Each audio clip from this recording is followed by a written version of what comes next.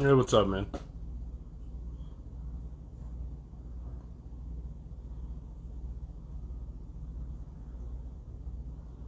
In just a few minutes, some folks should jump in.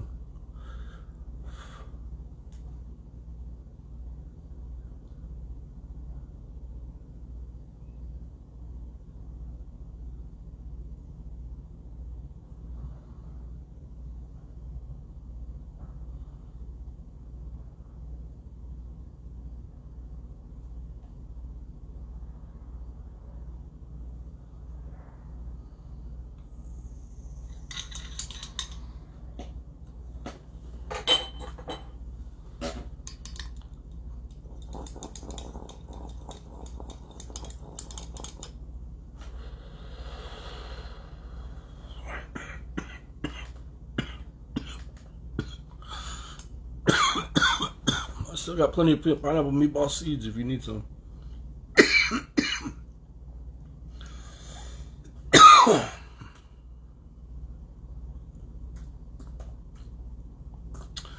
Yeah, Instagram's still not really stoked about me being here. They tend to really not like me for some reason. So they love to, not tell people when I'm doing stuff. Like this, I can't believe there's two people here.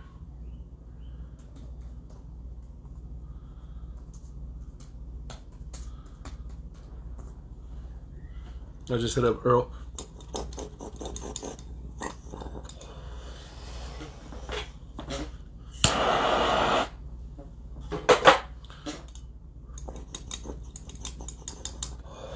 Thank you guys for joining.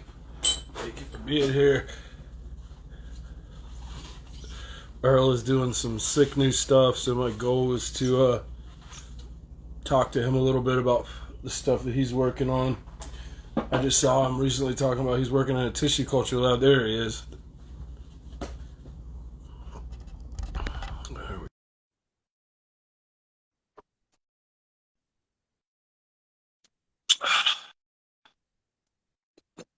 What up?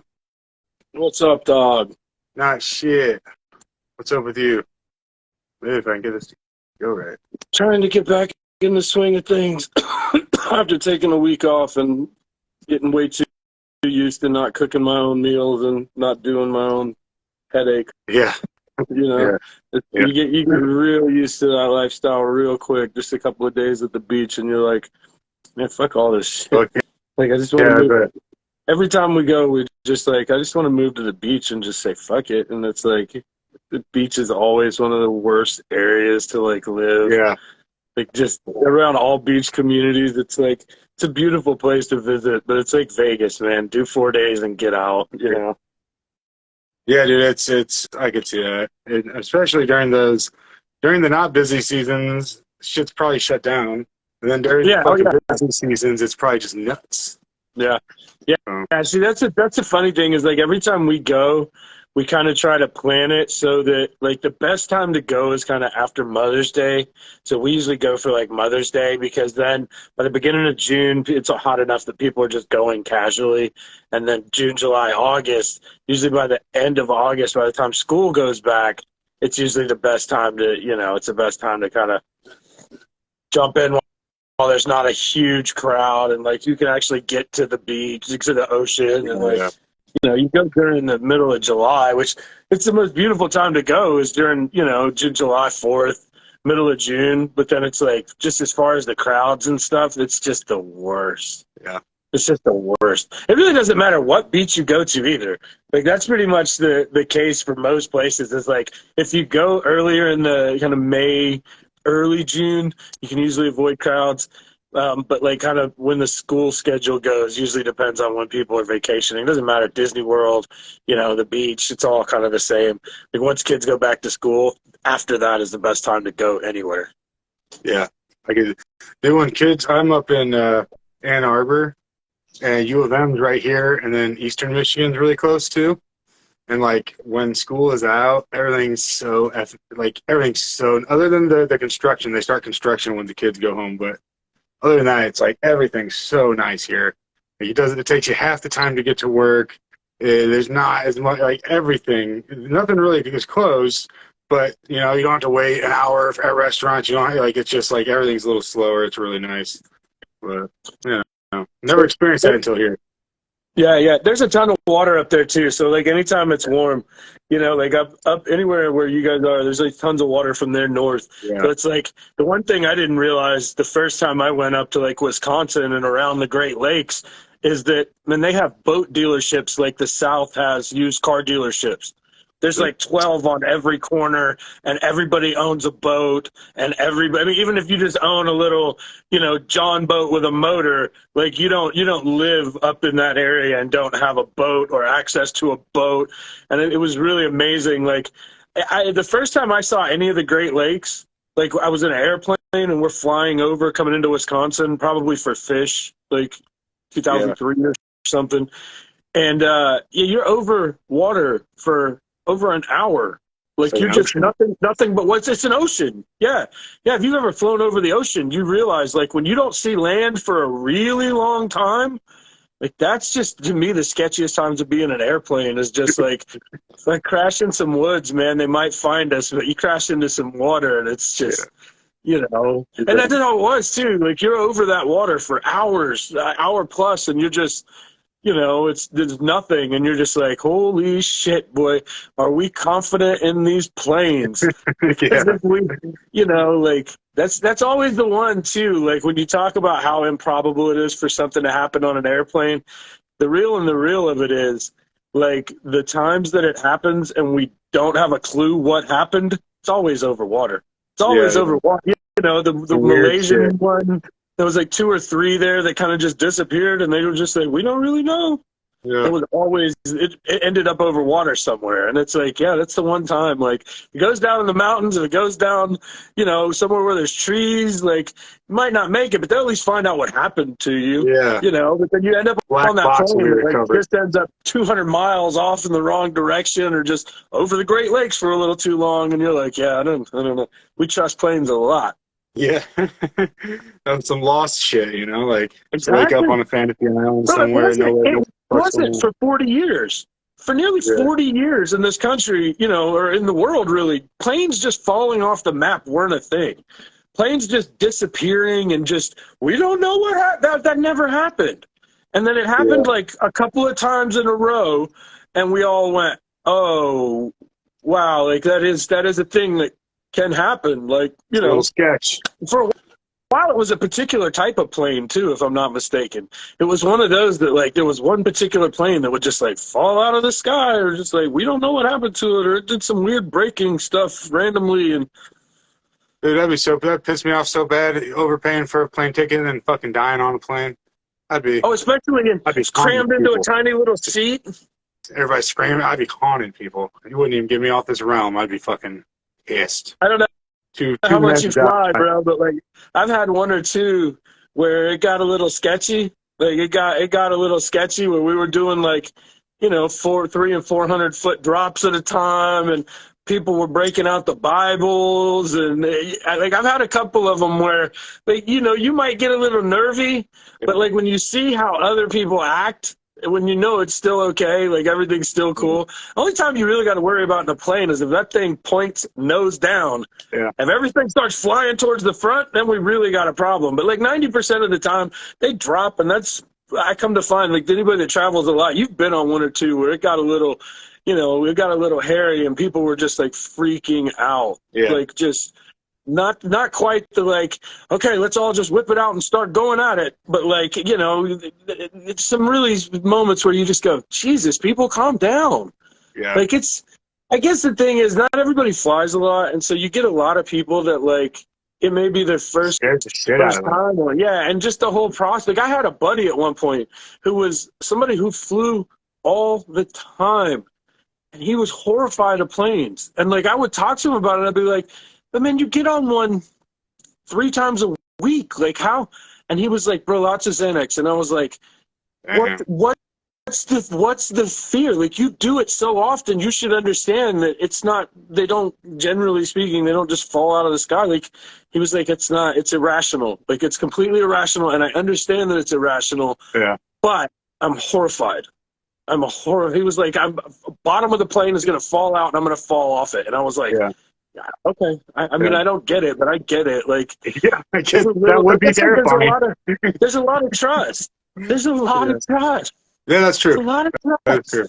trust. If the captain passes out, I don't know how to fucking land that thing, you know. So, but yeah, Not that I you feel could, you. It's not that I you could get to him anyway. You yeah, know, like that's not that's even true really too. an option anymore. If something happens to the pilot and the backup pilot, you toast.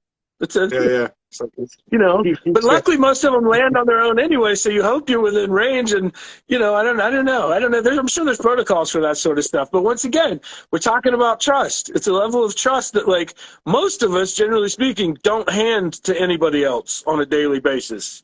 I think the most dodgy thing you that's do true. regularly is get in a car. You know, and that's become one of those things these days that, like, you never know. People drive like. Oh god. Anyway, so tell me about this situation you got going on with some Yeah. tissue culture.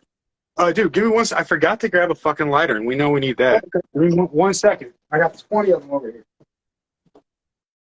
I'm gonna do another dab boys now.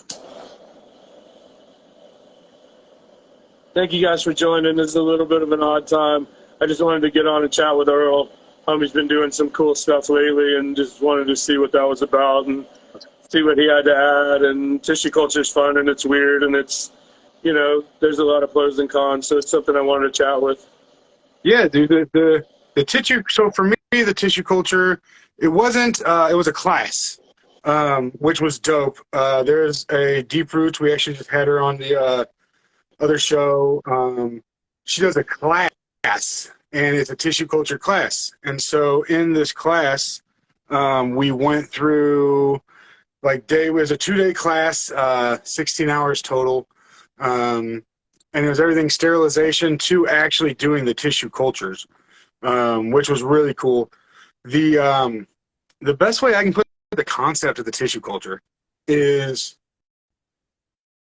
it's literally like us taking a clone, but it's so small and it needs to be so Sterile. precise. It has to be sterile. Yeah, exactly. That's the kicker. So It's the same as growing mushrooms. It's like if you've ever dealt with mushrooms or fungus in any way, size, shape, or form, like the sterilization process and all of that is very, very similar. And that's really the benefit, you know, for people that aren't aware of what it is and what it does. That's the big benefit, is just being able to take absolutely sterile samples from otherwise not sterile tissue. yeah, and it's you know, there's tissue. There's two things. There's tissue culture, which the tissue culture will remove, and this is me just trying to regurgitate what I've learned at this class, and just throughout.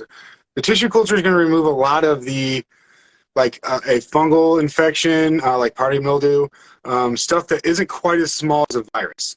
When you talk about a viroid or a virus, tissue culture is not going to do that. You have to get to the meristem culture. And that's something that looks like people take advantage of people on. Because when you talk about a meristem's the first, fucking cells that are grown out of that branch. Like, the shit's clear. It's smaller than the tip of your razor. You aren't doing it without a really nice magnifying glass. And the worst part is, even if you don't get just to the meristem, it can still act like a meristem. Like, it can still, because it's just a smaller, you can look at a meristem, like, if you look at the tissue culture, regular tissue culture, nodal culture, and a clone, that's what a meristem is to the tissue culture. It's so much smaller. So you peel back, you get it, you magnify, you peel back these little bitsy leaf after leaf after leaf after leaf. Literally like a dozen of them, and you get to the middle, and it looks like this little clear. It's a cluster. I believe Rachel said of like 60 cells. That's it. It's so fucking small.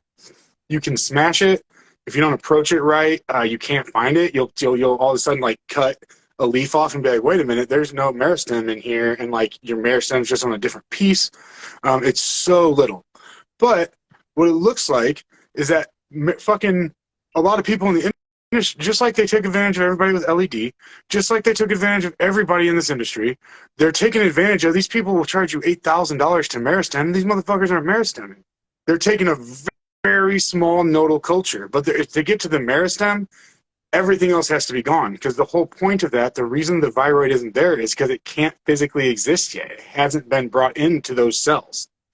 If you take a small leaf that is around those cells, you're getting your viroid. So just to put this out in a picture, a meristem is going to take you about a year to get a small plant. You pay somebody fucking $8,000 because you had this plant you had. Most people just get rid of it. People do not typically pay to have a plant meristem to get any kind of anything out of it. It's just like, fuck it, I'm not. Because you pay the money, it has to grow out, and as it's growing out, it has to be retested, because viroids are stuff that are not only in your plant, but they're in your plant in a certain amount. So a plant, that's one thing with the HLVD. At first, people thought they were cool because they were getting their leaves tested. It's not where the viruses that can be present there, but the virus is going to be primarily present in your roots. So people were sending in leaves like, okay, 7 out of 10 of these are good, but these 3 have the viroid. All of them have the fucking viroid, but they're looking in the plant tissue and it's not yet in the tissue sample that they're sampling. So most tissue cultures that we see are when you get down, is going to be a node culture. If you can see it, like, and there's a little bud popping off or a little bud site popping off, that's going to be your nodal culture. If you put it on agar, just like fucking the agar is a little bit different food, but just like mushrooms, like you said, yep. It's the same. It's the same process. It's the same process with different tools. It's a slightly different. You use different vessels and you use slightly different agar. And the reality of it is, it's growing. It's the exact same thing as growing fungus. At least if you're growing fungus indoors, like, you can grow fungus different ways. But so one of the things that I wanted to talk about, because like you said, I think there's a lot of FUD around tissue culture, around new viroids, which has become a big thing in the last 4 to 5 years, whereas before that, we didn't really know that a couple of these different viruses were actually transferring to flowering cannabis. They're just like a plant that wasn't actually gutting. Yeah, that like, wasn't it's not good anymore. that wasn't actually proven scientifically until the last couple of years. Like, that's new. So the whole discussion, a larger discussion about where do these viroids come from, how do we battle them, what can we do in certain instances to kind of mitigate how far it spreads. And there's some obvious answers there with things like cleanliness and certain things like that. But the whole discussion is so new that when people speak so matter-of-factly about what it is and isn't and how it is and isn't, we don't exactly know that. Because the fact that we even acknowledge that these viruses are jumping to what we consider flowering cannabis, not hemp grown in huge fields, like the fact that you're starting to see this more and more often in large commercial gardens and, things like that, that wasn't something we necessarily knew. Now, both because we didn't have as many large commercial gardens until 10, 15 years ago, like in the last decade, that's become a huge thing. But like, as we're starting to see that more and more, we're starting to understand that some of this stuff we don't really get. Yeah. So when you say people are coming and paying $8,000, at one point I was working in what was one of the largest commercial cannabis tissue culture labs in the country that specified and grew out their own tissue cultured plants. Cool. The thing that we get into discussions about, right? I hear people say all the time, why don't we just tissue culture this? Why don't we just, like you said, to get a plant that would be ready to go into some sort of production, you're looking at 1 year. Best case. Yeah. The other thing that's never discussed about this, what that's going to get you is a clean plant. That plant's not going to behave with the same sort of vigor that the original plant had. So all of the situations where I saw tissue cultured plants go from the lab into a commercial grow, they almost always grew slower than clonal counterparts. Another thing we don't discuss, they almost always grew smaller, lower yield. They still were not the same huge, healthy plants that you started with. Now, if you clone those plants, you often got a little bit better results. But the plant that actually comes out of the tissue culture lab, you can't, it's just not feasible to use that for commercial production. Like in any way, size, shape, or form. It's a neat concept, But like when you look at how tissue culture is used in plants in other parts of the world, so, you know, I have aquariums, and every plant that we get for the aquarium is essentially a tissue cultured plant. And they're usually grasses and super easy to grow, you know, stuff like that. But the reality is to do it on a huge commercial scale and to do it with cannabis, a plant that really needs to grow pretty big to even have a chance of going under the lights and growing out. It's a neat thing. It's very niche. It has some positives. Like if you were a huge company and you could afford to have your own tissue culture, fully sterile tissue culture lab, Yeah. it would be a great backup to keep, you know, to keep all of your genetics like backed up so you had a clean copy of it at all times. Yeah. But even that, you know, they have to be cycled. They have to be, you have, like I said, you have to grow them out and you have to take cuts from them at that point. And so there's so much more to it that like, it's awesome because it is the most basic. And like you said, that meristematic tissue, the best way I always kind of think about it is it's kind of like stem cells. It's kind of like you said, the most basic of cells. And to be able to isolate those and to be able to get something that's away from viroids, bacteria, you know, problems, yeah, that's awesome. But the process, like you said, just sterile, just scrub downs, just sterile space, sterile usage, all of that, just keeping that 100%, and especially at a decent size. Yeah, it's big, and it's. Dude, the meristem, I would venture to say, I would bet just about fucking anybody that they're not getting a nice clean meristem their first like 5 or 6 tries. And that's with like a teacher sitting there saying, this is what you do. It's such a, like, it's not just about how small. The approach has to be very clean. The cuts have to be very right. Like this, the person that showed me, it was super humbling because she carved into that shit. And I was like, all right, let's do this. Like I was thought, you know, and it was, you know, she's been under a microscope for 20 years or whatever it's been, you know, so it's like, I personally probably would not trust somebody that said they were meristeming something. Just because I just wouldn't try, like just going through that process, it's like, it is such a small little anything. But I mean, I'd probably trust Rachel because I've seen her do it. But just from seeing even other people talk about it, and like the very few posts, and it's like they show you on the tip of a razor or something, and it's like it's just a little fucking barely structured beginning goo, and that's it. But yeah, I didn't even with all that, dude. I've never actually even brought a tissue culture out. I've definitely heard that it's way slower and not real strong, and that a lot of people like to clone off of them. But I've never actually grown one out. I took this class primarily first to learn about the synthetic seeds, and then to also do embryo rescue. So which ended up something. Yeah, that's something I wanted to talk about too. Is like that's one I don't know a ton about, is like taking decade-old seed or, you know, extremely old seed, and how much of that is actually like savable, viable. And it becomes a huge discussion because when I hear people talk about strains from, you know, the 70s, and that was a long time ago. That was a long time ago. And that was often when I hear people like my dad, I pulled out some seeds out of my dad's stash and it was some 70s skunk. And I'm like, yeah, this project's never go well. But I was, you know, I was kind of curious at what what the ratio is, or kind of would ask somebody who knew better what the timeline is for kind of an age where you can say, yeah, they're pretty much 99% gone at this point. Yeah.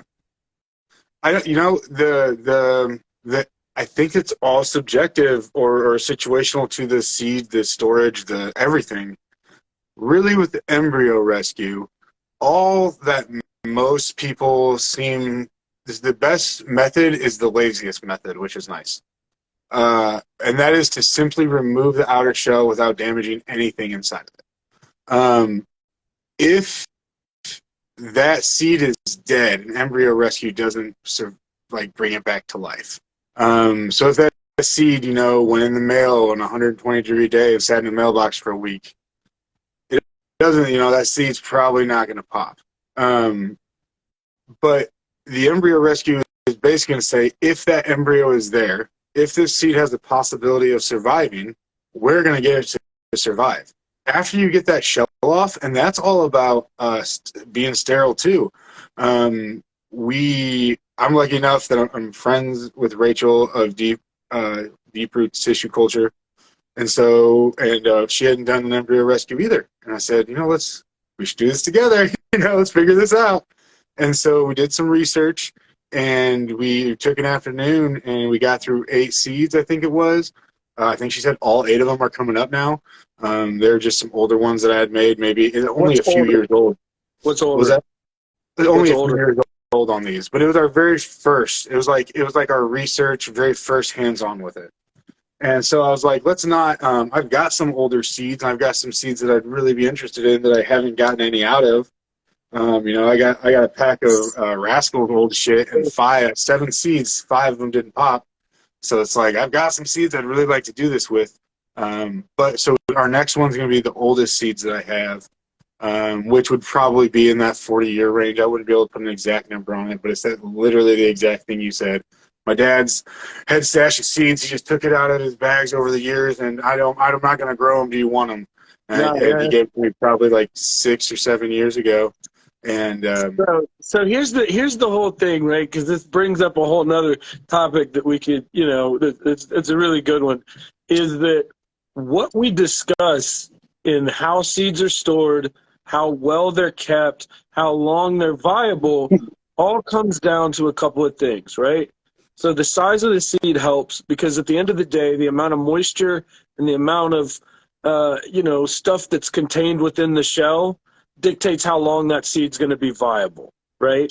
So if they're not stored super well and they get extra humid, or they get too dry for a long period of time, that's usually the most dangerous thing with seeds, because they're super tough.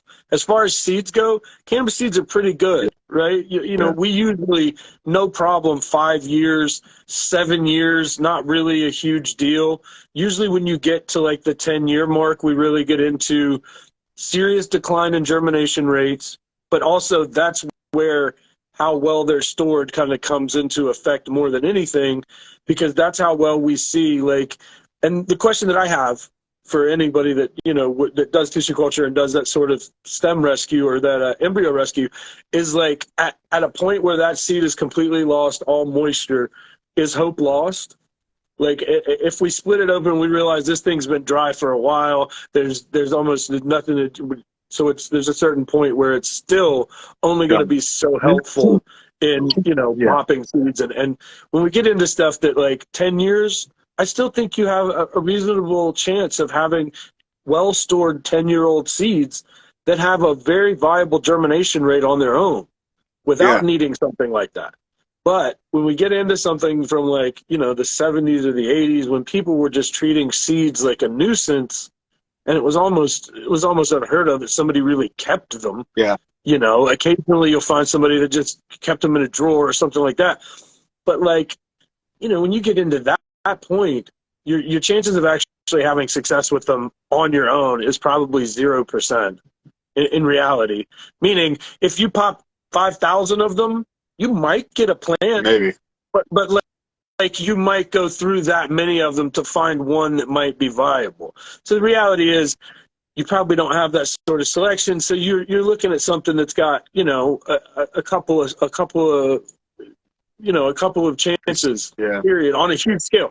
So like, if you get into those and you start looking and start doing sort of embryo rescue, like, I still feel like somebody could give you an honest answer on a number of like, past 10 years, you've got like a 3% chance, or something like that. And it's like, even 3%, like, here's what you don't realize. If you got enough seeds, 3% ain't bad.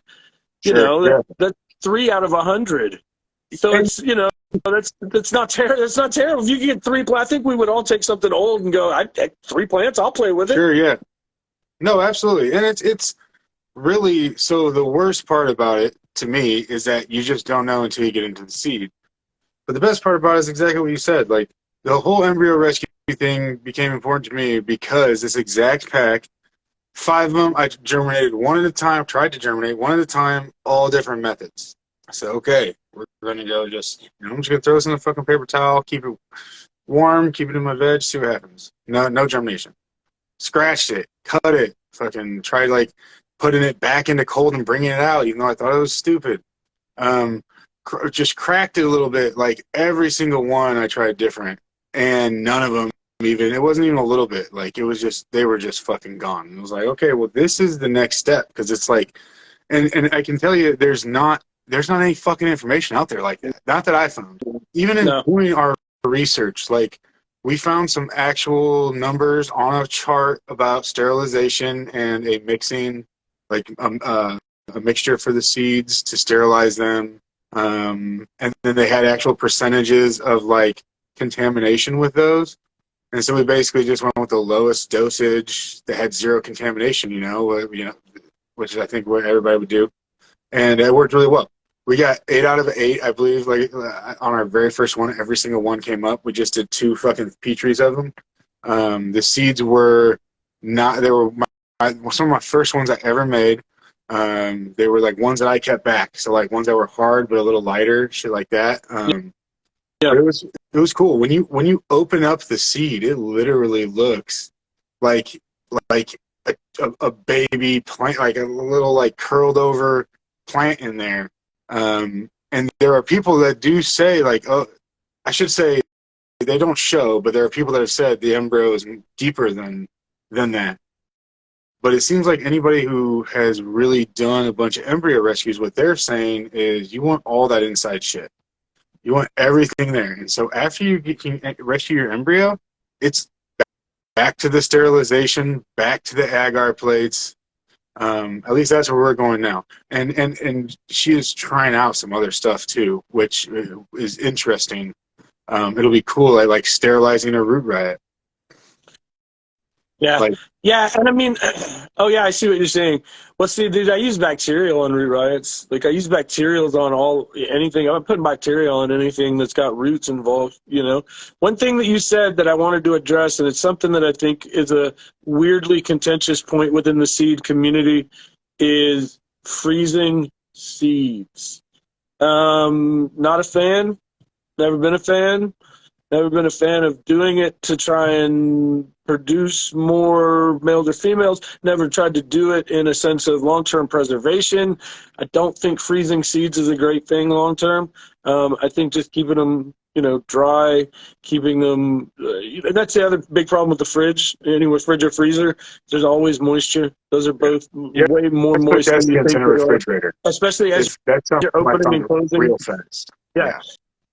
And, moisture is one of the worst things a seed can have, like excess amount of moisture, because I've seen them just randomly pop at that point, and it's like, too much moisture and seeds will just start popping. I've seen them do it on a plant. Yeah. I've gone hard on a flush on a seed plant and noticed that as I was pulling the plant, the seeds were popping on the plant. And that's one of those. I'm not a big fan of seed freezing. I'm not a big fan of using extra cold to try and get them to pop, because while that may be a thing in wild seeds, a trigger point, none of the seeds that we're growing today, for the most part, were grown in the wild. They're all have been hybridized to specific, to specific parameters. And, it's one of those things where it's like, I don't think it's going to really increase your chances in a measurable way. And I know for a fact that keeping seeds, storing seeds long-term with that much moisture, that much transfer, if you're taking stuff out and you're popping it or you're putting stuff back in, it's just, there's so many problems there. And somebody mentioned hydrogen peroxide. Hydrogen peroxide is good, because what hydrogen peroxide does in a sense is it gives those young embryos a cleaner environment to start in, because its biggest threat is bacterial contamination. We've all seen it from old seeds. You open it up, it smells you open the paper towel up, it smells a little musty, and you got fungus, or you got, some sort of bacterial funk around your seeds. They didn't pop, they were too old. And that's you know, like you said, the thing that you're doing with that tissue, with that embryo situation, is just trying to give it the best possible environment it could have. Because at that point, it really comes down to if it has to fight natural pathogens and natural, you know, problems, it doesn't have that because it doesn't have enough of what it started with. And the real problem is size of the seed. You know, if we're talking about something that's got big, fat, chunky seeds, those usually last a little longer than, like, if we're talking about traditional seed size, sativas tended to have little smaller seeds, both because they take longer to produce them and because they generally have less space to produce bracts and they're longer flowering. So like a lot of those old world sativas, which in the 70s, that was pretty much all there was, you know, Southeast Asian sativas, right? And so a lot of those strains, if they naturally had seeds in them, it was just bag seed. You know, when your pops got, or whoever, you know, whoever's dad got the weed, there was just some seeds in it, and he kept them. And back then, everything had seeds in it. So it's like most of that stuff wasn't. It was kind of before the push to breed everything with Afghans and kind of bring everything down to a commercial level and make it growable and make it, you know, hybridized to what we need, right? Yeah. So much of that 70s and 80s stuff was all just Southeast Asian, Thai, Vietnamese, Mexican, Colombian, you know, and they were all old world sativas, you know. That's why there was seeds, because they didn't have the time or patience to pull the males out. They just let it all grow. Now you had seeds for your next harvest. Yeah, but it was real cheap and accessible. It wasn't, at least from my very early smoking days, it wasn't nugs really. It was like shaped. Like it would be like in a sandwich bag. Bricks. Yep, and it'd be like literally carved off of, like it'd be broken up a little bit, but you could like see the, you know, curvature, like put that shit together like a puzzle. Yeah.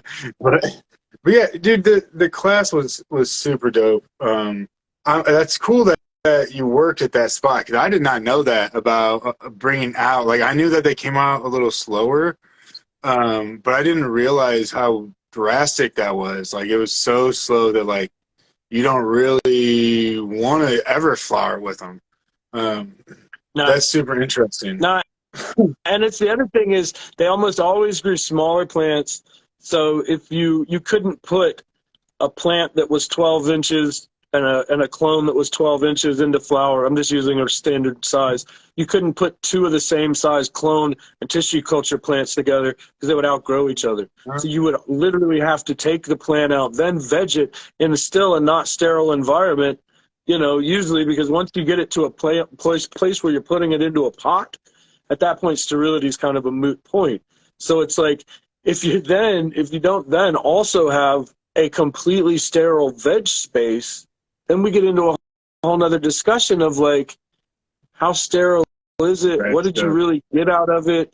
You know, like the practical nature of now you have a plant. That plant has to be grown. Where we grow plants isn't sterile. Yeah. So once it goes around other plants, then it's just as dirty as they are. You know, it's exposed to the same sort of things that they are. If they have any cross-contamination of tools, or, you know, people handling them, or pruning, or, you know, there's so many different ways that we don't think of pathological vectors in a grow, that if we get in there and you're pulling leaves, you're injuring the plant. If you pull leaves off a plant that's got something, and then you go pull leaves on a plant that's got something, you just cross-contaminate. And there's so many different ways. Once that plant has to now become a plant in a grow, that it's tough to say, you know, did we really clean it up all that much? We know that the plant went in there clean, but now that it's been around other plants in other hands, what's really clean? Yeah. And it needed so much more time to get to that point that any commercial viability of it being used is really out the door. I mean, it's not even just a year. It's a year to get to something you can put in a pot. Yeah, it's longer. It's really, and with how much great, fantastic, I feel like anymore, when you get these great strains, crusted great strains, you can get 10 seeds, find 4 females, and I think that people, those really crazy great ones are not found as much as we think, but you can find really good weed. in 4 fucking selections, at least unless I get really lucky, you know. But it's crazy how good. I think when I look at all this older stuff, it's about being different.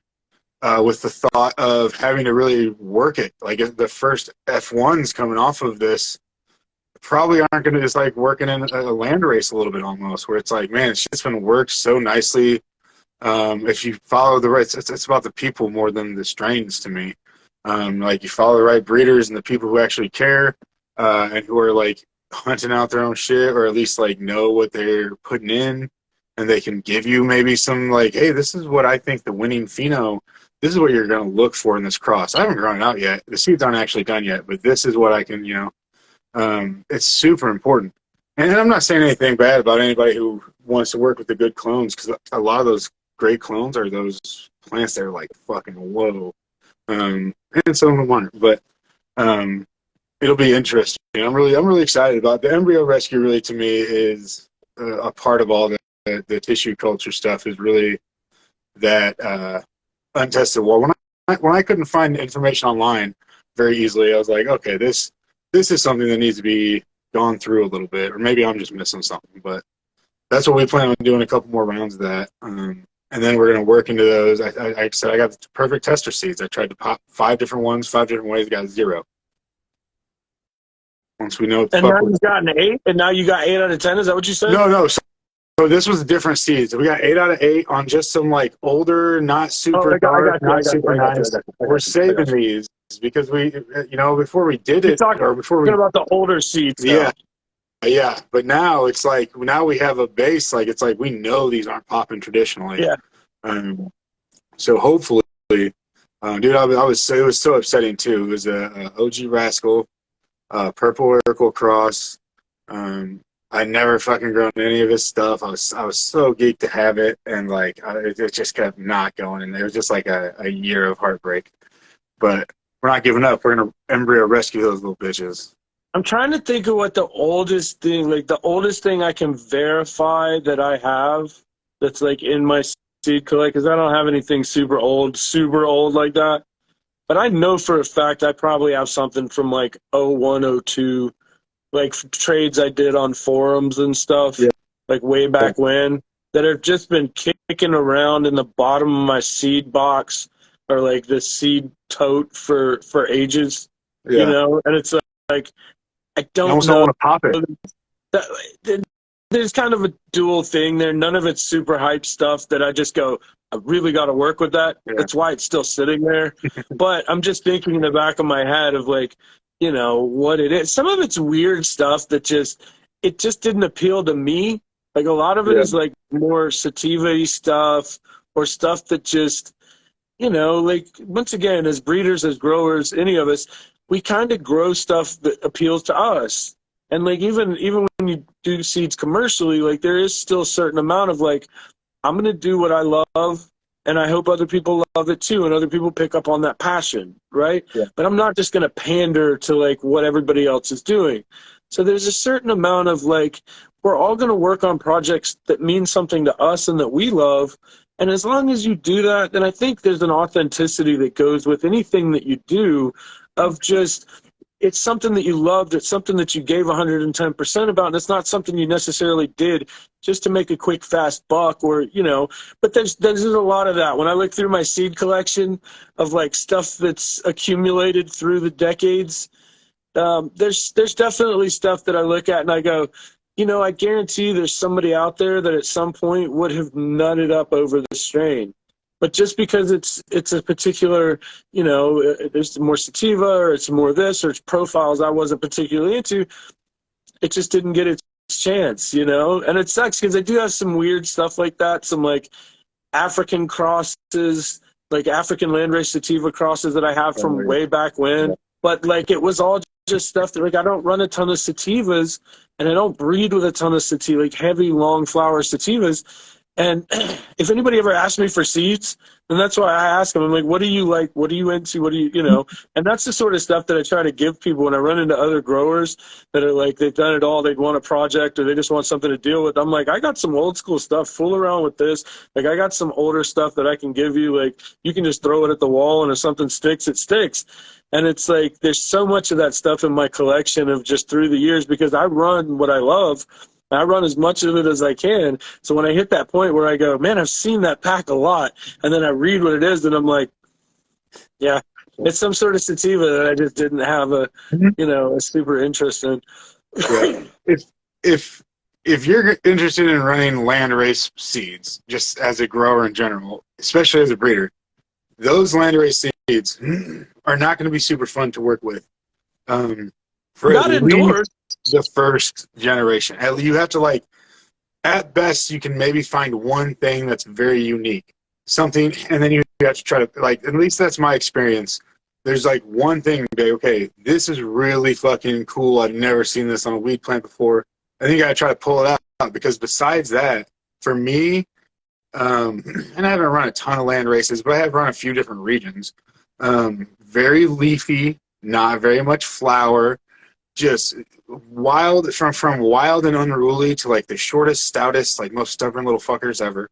They're not adapted to running under artificial lights. They're not used to running under, specific humidity conditions. They're normal. They've been grown to be specifically adapted to the region that they're in. And so, and very often that's not in a cannabis production method. So many times that's, if anything, in a hash production method or for seed.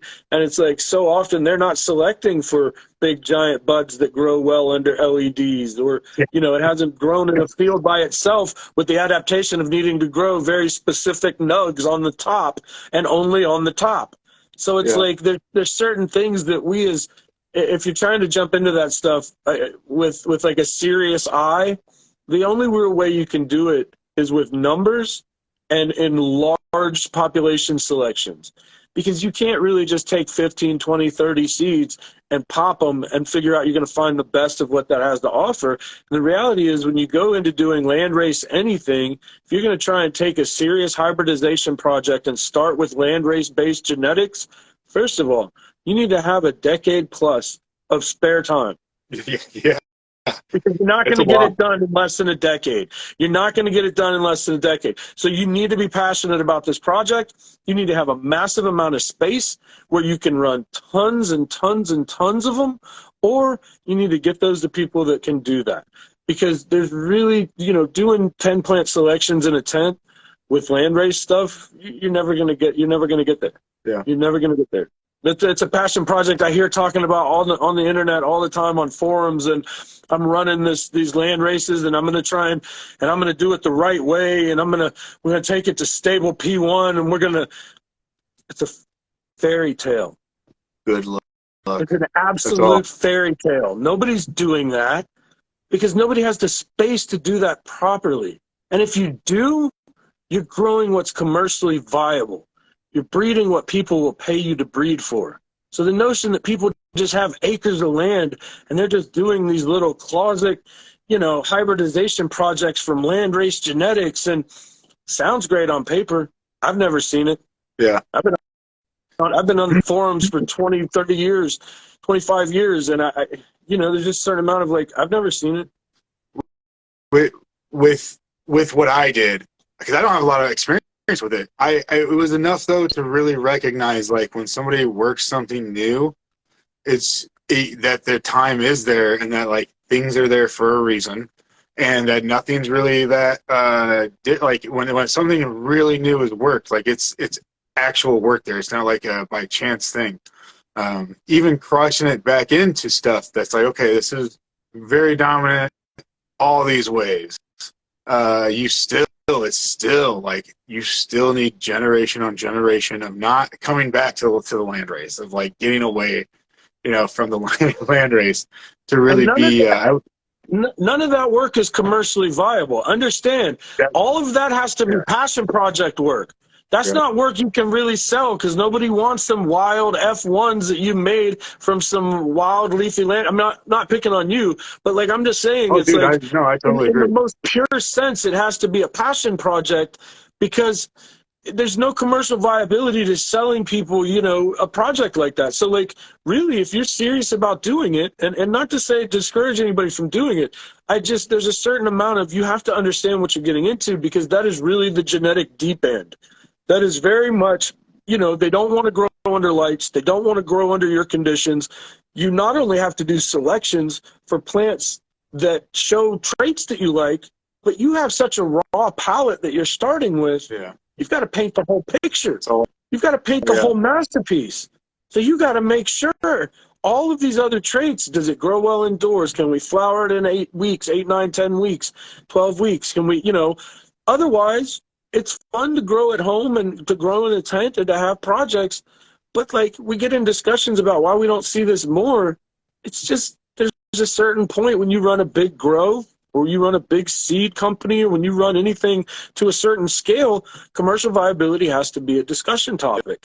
And with so many dispensaries, with so many big grows, with so many different, you know, commercial seed companies now, there's a reason you don't see certain things.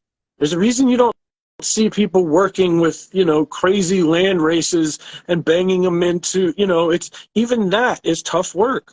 Yeah. Taking something that's wild, that's not domesticated, that's not intended to grow in commercial or what we call, you know, just commercial under fake lights with, you know, in not native soil, in not native humidity conditions, to literally take it out of its environment and force it to do all of this stuff. You start to understand why some of those old school projects, like I'll throw one out there, blueberry, for instance, right? We get into a talk about it. Somebody who wrote the book on cannabis, mad respect to what he's done in the breeding sphere. But there's so many problems with that strain still. And it's because back in the 70s, early 80s, early 90s, people were still working with non-domesticated varieties. They were still working with seeds that were from other parts of the world that they didn't want to grow here. And that was just kind of the genesis of indoor growing. So you started to see people just throwing any old light up they could and any, you know, this or that, or piecing together grows. The plants that they were growing at that time, they were doing those initial selections for stuff that grew well indoors to the kind of conditions that we need, right? So with so many of those landrace varieties, especially the tall, lanky sativas, you get into a real, like, it's a passion project, but how long are you going to put into it? Like, how much money, time, years of selection, years of doing, you know, and we see people all the time complaining on forums about what breeding is or isn't. The reality is, if you want to see it, go do it. If you want to see, if you find a gap in the market, you've now found something nobody else is doing and you think it should be done, please do it. Because now we'll have that. Yeah. You know? Anyway, Earl, we're out of time, buddy. Let's get our last 5 minutes or so wrapped up with plugs. What you got going on, man, other than culture stuff?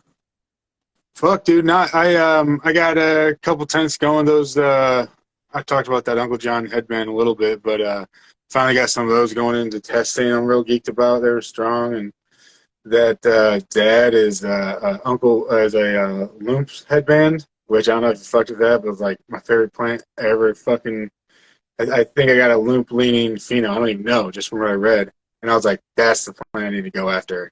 And a Citral Kush that I've never grown either, so I'm real fucking excited to hunt through that. But what about you? Mystery bags going on, spring mystery bags right this minute. Still sorbet. Ending the fruit, kind of the fruit era. So the next big project is kind of poopenes, gas, funk. Part of I'm starting a support group for people in the poopene fetish that feel underappreciated in the regular world and need a place to find like-minded souls and people they want to discuss their poopene fetish with. And so it's something that we're going to kind of launch in a multifaceted type of way. And, you know, and so that's the next big project I'm working on. I'm not sure exactly what male. I've got a couple of eyes I'm putting on situations and feeling some things out. But yeah, mystery bags right now, spring mystery bags. It's the best deal on the internet, man. You know, for $100 you get $210 worth of seeds, guaranteed. or you could win up to 10 packs of seeds. So it's kind of, you know, at the very least, you double your money. And then we just did the terp flavor packs. So essentially, if you're looking for a couple of strains with a gassy flavor, or you want to get your poopene fix on, we got something for you. We kind of put something together for every little, you know, thing that I could put together out of my seeds available at the moment. So a citrus and a berry and a floral and a poopene and a gas. And so I like to think we keep something for everybody. But yeah, my big passion project going forward in the next couple of weeks is the poopene fetish support group. For those that don't know, I already run a Blue Dream Lovers, Closet Blue Dream Lovers support group on Facebook. You can go check this out now. If you have a friend, please tag them. If their closet argument is that Blue Dream's the greatest thing ever, just go add them to the group. You can do that. But it's, you know, it's just like I said, it's the same thing with the poopene fetish group, just trying to bring together people that have similar terpene interests. I think this is kind of underappreciated in this world because there is such a polarization with the flavors, with the good ones, the bad ones. You know, people either love their citrus and they can't stand the stuff that smells like old dog poo, or they're really into describing. Somebody just asked me the other day, specifically, I believe it was Labrador, for Labrador poop weed.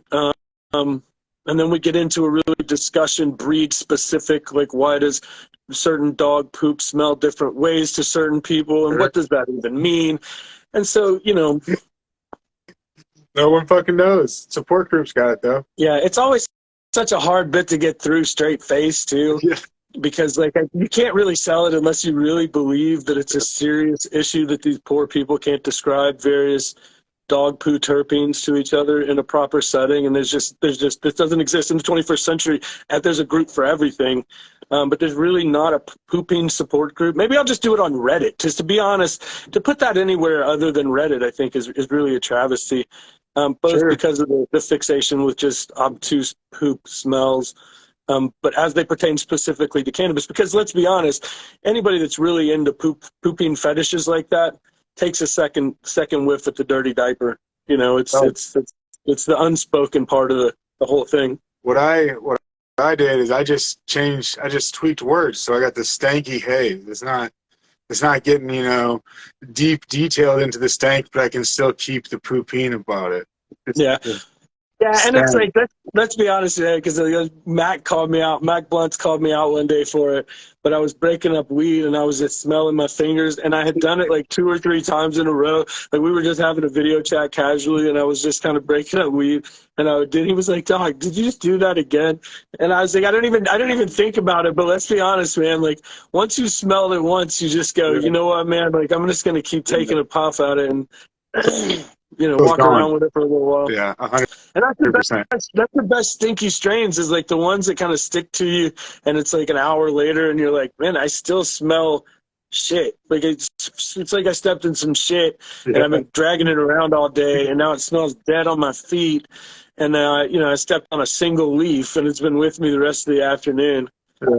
Oh man, Mac called me out on that. It was even funnier because I didn't realize I had done it, and when he said something about it, like I laughed so hard because like I do it subconsciously while I'm just breaking up weed, and I'm just, you know, because let's be honest, like some really good weed, like that's aside from fresh plant, that's like the best real taste you get of it, is just breaking it up, and it's everywhere, and you just busted trikes everywhere.